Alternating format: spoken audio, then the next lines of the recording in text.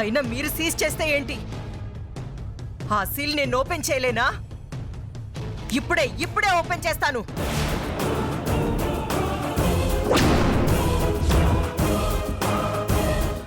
అమ్మా అమ్మా అమ్మా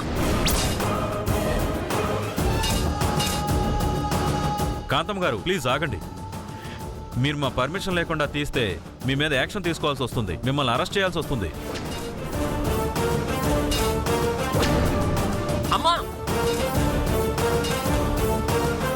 అమ్మా, నా మాట వినమ్మా. అమ్మా ఆగమ్మా. అమ్మా వదలరా. అమ్మా, నా మాట వినమ్మా. వదలు రవిచంద్ర. ఏం చేస్తున్నావు? రవి, అమ్మా వదలమంటుంటే.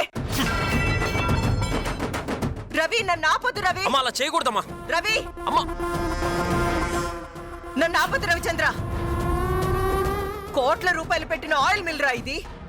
ఉన్న పళంగా ఇలా మూతపడిపోతే రేపొద్దున్న సమాజంలో తలెత్తుకొని ఎలా తిరగాలి? ఇదంతా ఆయిల్ కల్తీ కాకముందు చూసుకోవాలమ్మా.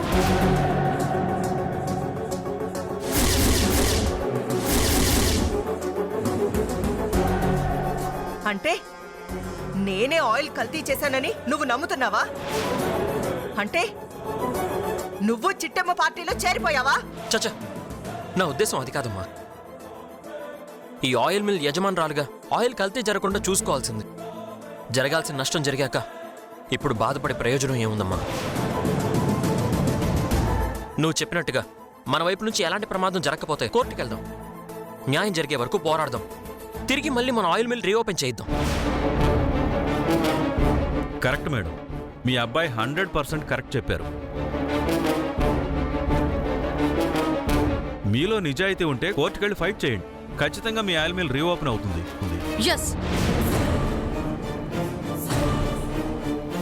మేము కోర్టుకు వెళ్తాము. మా మీద తప్పుడు కంప్లైంట్ ఇచ్చి మా ఆయిల్ మిల్ ని మూయించిన చిట్టమ్మని కోర్టుకు ఇడుస్తాం. మేము పడ్డ బాధకి అది 100 రెట్లు బాధపడేలా చేస్తాం.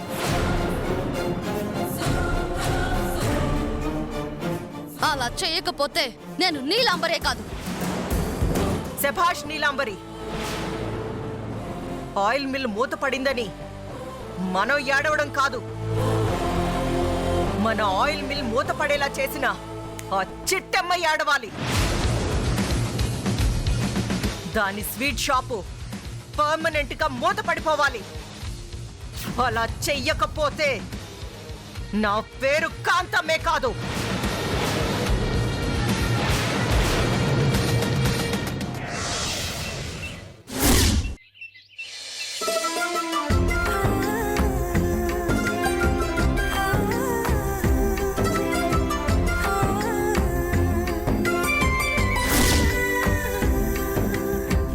ఇదిగో సిటే, చూడబోతే చాలా డబ్బులు ఉన్నట్టున్నాయా? అవునరా అన్నయ్య, 2.5 లక్షలు పోగు చేసిందిరా నీ చెల్లి.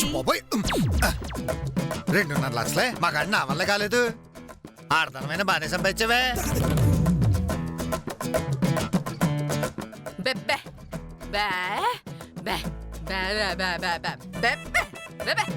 ఏటేటే నీకింకా అర్థం కాలేదా?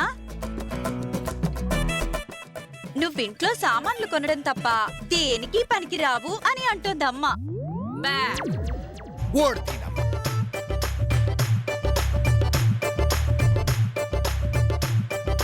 సామాన్ కొనేటప్పుడేమో నా కొడుకు బంగారం అని పొగడ్డాం. అవసరం తీరాక నువ్వు ఇయ్యతవా అంటావు. అలవాటైపోయింది కదా నీకు. సర్లేరా, ఏదో తమాషాగా అందమ్మా. ఆ మాత్రం దానికి ఉడికిపోవాలా? సర్లే గాని నాకు అర్జెంట్గా 50,000 కావాలి. ఓ 2 రోజులు ఇచ్చేస్తానే. 50,000? ఎందుకురా? చిన్న పని ఉందిలే. అయినా నువ్వు ఊరికేనే ఇవ్వక్కర్లేదు, వడ్డీ ఇస్తానులే. ఏట్రా, నాకు వడ్డీ ఇస్తావా? తప్పేముందే, బయట అప్పు తెచ్చుకున్నా అనుకో వడ్డీ ఇవ్వాలి కదా. ఆ వడ్డీ ఏదో నీకెత్తా అంటున్నాను. సాలే, ఈ డబ్బులు నాన్న కంట ఆపరేషన్ కోసం దాసినవి. పొరపాటున అన్న టైంకి ఇవ్వలేదనుకో నాన్న కంట ఆపరేషన్ ఆగిపోతుంది. నువ్వెక్కడైనా చూసుకో.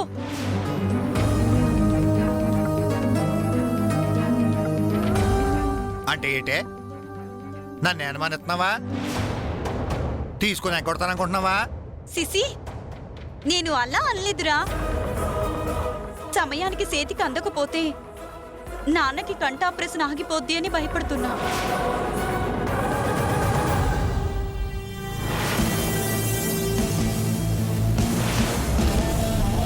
నీకు మాట ఇస్తున్నానే, 2 అంటే 2 రోజుల్లోనే తెచ్చిచ్చేస్తాను. ఓ 50,000 ఇచ్చుకో.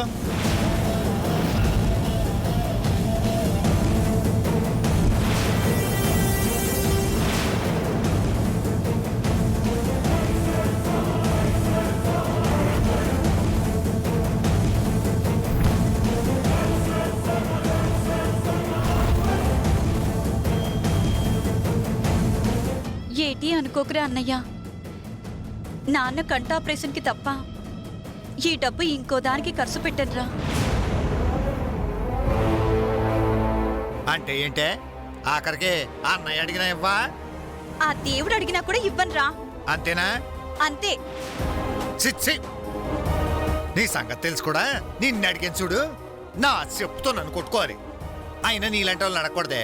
డబ్బులు ఎక్కడొక్కడ చోటాడతావు కదా, అప్పుడు సైలెంట్గా తీసేసి పని పూర్తి చేసుకున్న తర్వాత మళ్ళీ తీసుకెళ్ళి అక్కడ పెట్టేయాలి. అప్పుడు నిన్ను అడిగినట్టుగాను ఉంటది, నువ్వు నాకు ఇవ్వనట్టుగాను ఉంటది. నోరు ముయ్. అదే పన్రా.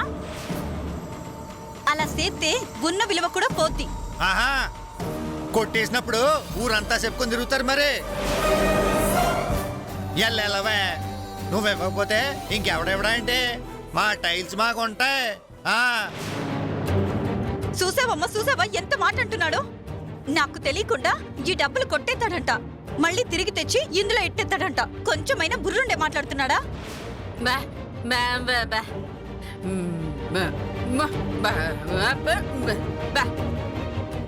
జాగ్రత్త అమ్మా, ఆడి కంట మాత్రం పన్నీకు, ఆడ అన్నంత పని చేసేస్తాడు. సర్లేనన్నా.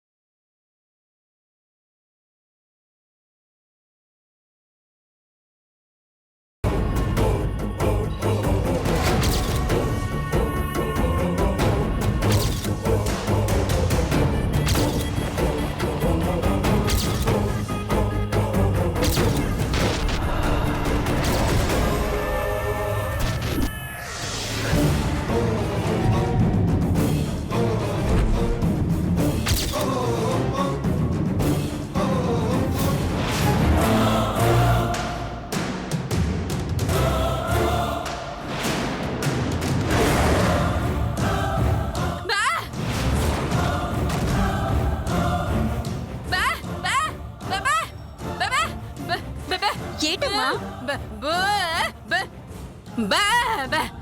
ఏటి ట్రంక్ పెట్టి ఓపెన్ చేశారా?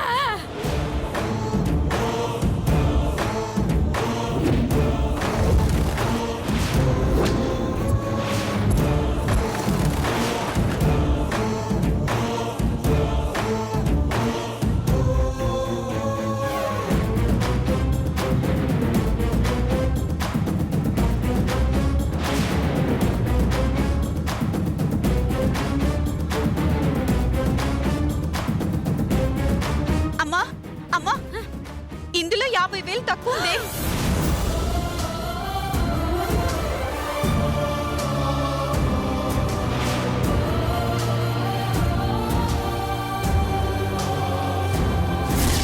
అయినా నీలాంటి వాళ్ళు నడకూడదే. డబ్బులు ఎక్కడొక్కడ చోటాడతావు కదా, అప్పుడు సైలెంట్ గా తీసేసి పని పూర్తి చేసుకున్న తర్వాత మళ్ళీ తీసుకెళ్ళి అక్కడ పెట్టేయాలి.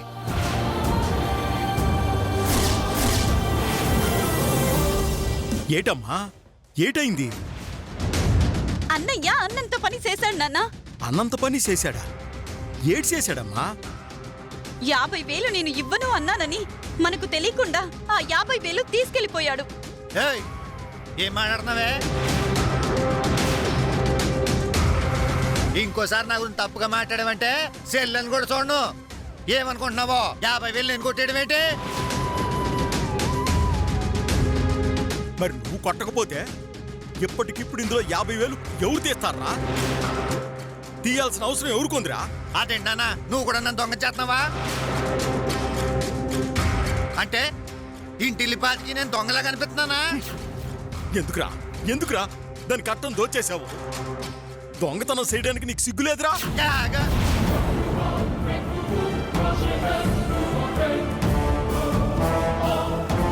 దాని మాటలు నమ్మి నువ్వు కూడా నన్నే అనుమానిస్తున్నావా? నీ కొడుకు నిప్పు నానా నిప్పు. ఏదో మాట వరుసకి దొంగతనం చేస్తానంత మాత్రాన చేసేస్తారా ఏంటి? లేదురా అన్నయ్య, నాకు తెలిసి నువ్వే తీసుంటావు. ఇక్కడ డబ్బులున్న విషయం, దాచిన విషయం నీకు తప్ప ఇంకెవరికి తెలీదు. పిచ్చి మాటలు మాట్లాడామంటే పళ్ళు రాలిపోతాయి సిట్టే. దొంగతనం చేయాల్సిన అవసరం నాకేంటే? అవసరమైతే నా 2 బర్రెలు అమ్ముకుంటాను, ఇంకా అవసరమైతే ఈ ఇల్లు అమ్ముకుంటాను.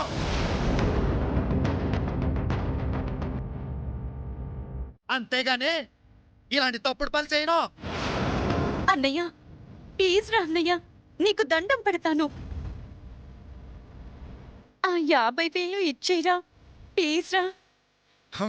ఇంత చెప్పినా కూడా నన్ను ఎట్టప్పులు అడుగుతావంటే ఇంకా నన్ను దొంగన చూస్తామని అంటేగా. అసలు ఆ 50,000 నేను కొట్టేయడం కాదే, ఆ 50,000 నువ్వే కొట్టేసి ఉంటావు.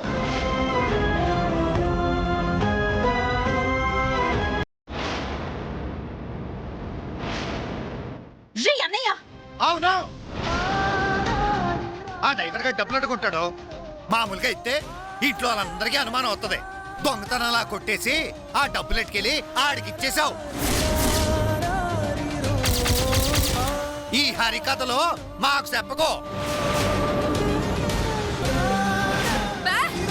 రే అన్నయ్య,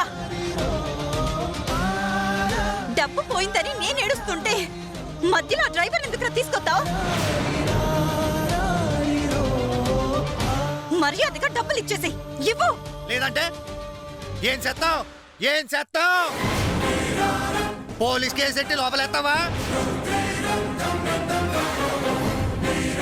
చూసావమ్మా, చూసావా ఇది ఎంతకు దిగిచ్చేసిందో?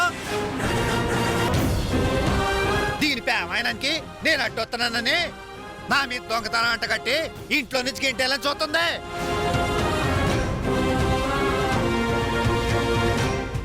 నీకు ఇంకా అర్థం కాలేదా? నోరు ముయ్యరా. అట్లాంటి నీచమైన బుద్ధులు నీ కొత్త ఏమో గాని సిటీకి రావురా. అనండి, అందరూ నన్నే అనండి. మీ ఎవరికి నేను ఇంట్లో ఉండడం ఇష్టం లేనట్టుంది. అర్థమైపోయింది, అర్థమైపోయింది. అయినా మీకు మొన్నే చెప్పాను, ఇంకోసారి లాగా నా మీద నిందేసినా, నన్ను ఎదవలా చూసినా నేను ఈ కొంపలోంచి వెళ్ళిపోతానని. నేను ఇప్పుడే ఈ కొంపలోంచి వెళ్ళిపోతున్నాను, వెళ్ళిపోతాను అంతే. ఈ కొంపలోంచి వెళ్ళిపోతాను.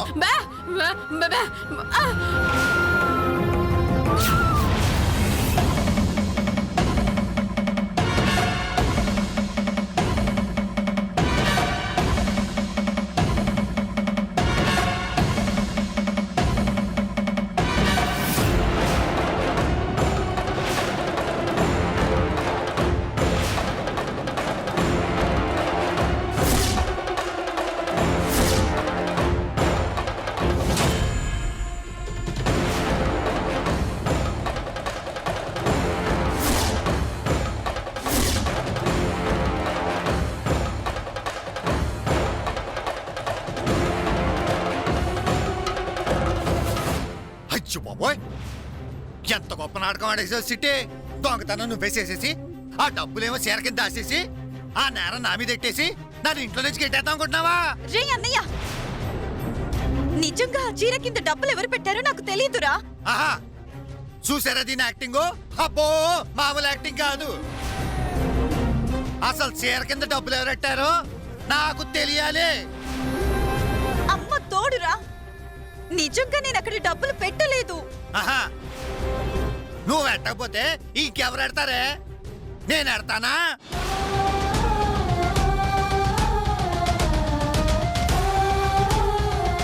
నేనంతగా డబ్బులు కొట్టేస్తే తీసుకుని వెళ్ళిపోతాను కదా.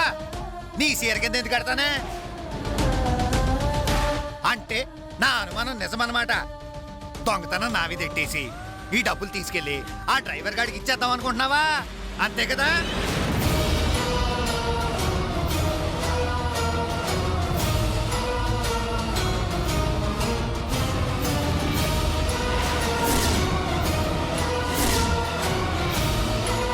నోరు ముయ్యరా. ప్రతిదానికి ఆ అబ్బాయిని మధ్యలోకి లాక్కో.